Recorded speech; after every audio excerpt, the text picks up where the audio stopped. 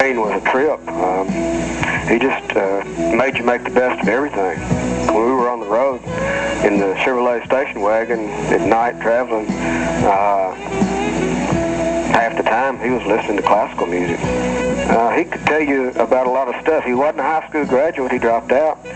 But you'd be surprised what he knew about literature and current events and history. And he's a great conversationalist. I mean, he stayed up with things. He wasn't just a hippie deadhead. He was very intelligent. He had his naughty boy side, and he got into things he shouldn't have. Of course, we all have. Pepe's a go-go. Yeah, Gaslight Square, St. Louis. Now, that was a wild place. Go-go dancers in little cages. And, we lived upstairs when we played Pepe's. The club was downstairs, and the apartment was upstairs. And it wasn't great accommodations, but it was free, so you made more money there. Got into trouble a few times working Pepe's. Duane got arrested for different motorcycle violations. That was during the time we were carrying one car with a motorcycle trailer and one car with an equipment trailer. And we had to get Duane out of jail a few times for motorcycle violations. Had to get Greg out of jail for being with a minor. I wish I had a nickel for every time he popped the back of Greg's head. Greg's head stayed sore in the back. He pretty much kept Greg in line. I think Greg could use a little of Duane every now and then now. And I'm sure Greg would say that too. But my mother loved him to death. She thought Duane just hung the moon. Pepe's a Go-Go. Great name. And as it turns out, a name that was to figure in the destiny of the Allmans.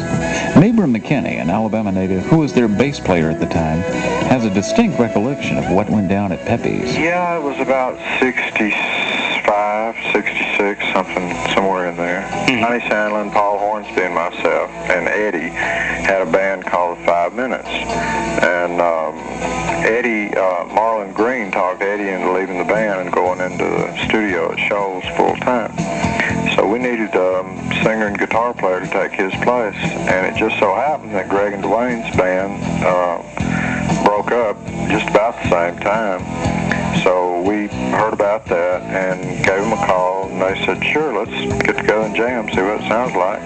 So we did, and it worked, and so we went to Sandlin's Indicator and rehearsed for a while, and then went to St. Louis to... we just used the Allman Joys, continued to use their name because they were real hot in St. Louis. And so we went to St. Louis and stayed up there, I don't know, 6 weeks maybe. And I was at the airport one day taking my wife back, put her on a plane, and ran right into the Dirt Band and invited them down. And they came down, and they had their manager, Bill McEwen, with them. And he just flipped out and said, hey, come to Hollywood, we'll make you stars, you know, get you a record contract, you can live with us, and do that whole bit. And so we did. We, after that job was over in a week or so, we packed up everything and moved to Hollywood and lived with the Dirt Band, and made the first album, just copy stuff. There was no real original material. And then on the second album, there was some original stuff that Dan Penn wrote. And Power of Love, yeah, I believe that was Penn.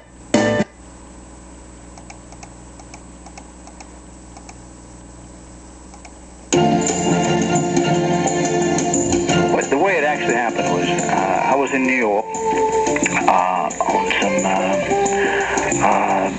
Atlantic Records-oriented business, and I was in this particular hotel, and recall happened to be there as well. He had recently finished a Wilson Pickett session, and I stopped by his room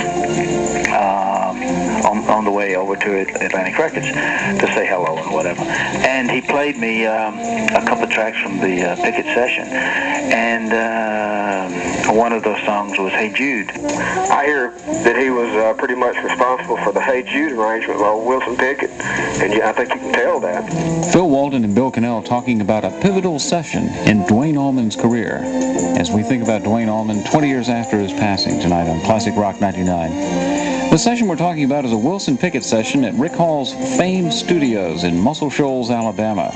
Wilson Pickett had been recording in Alabama for some time, and Rick Hall was out to make sure that Wilson was going to keep his business in Alabama. So he was lining up the cream of studio players around the region.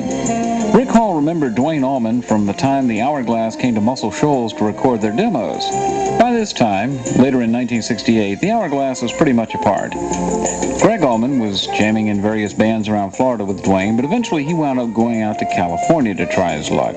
Duane, in the meantime, had gotten together with bass player Barry Oakley, who was working in Jacksonville with Dickie Betts in a band called The Second Coming. It was Jacksonville where Rick Hall finally found Duane Allman to invite him to come up to his shows to record with Pickett. Duane kind of took the session over. In fact, one of his big suggestions was that Wilson Pickett record the song Hey Jude. Atlantic Records co-founder Jerry Wexler remembers, I was really struck by the spectacular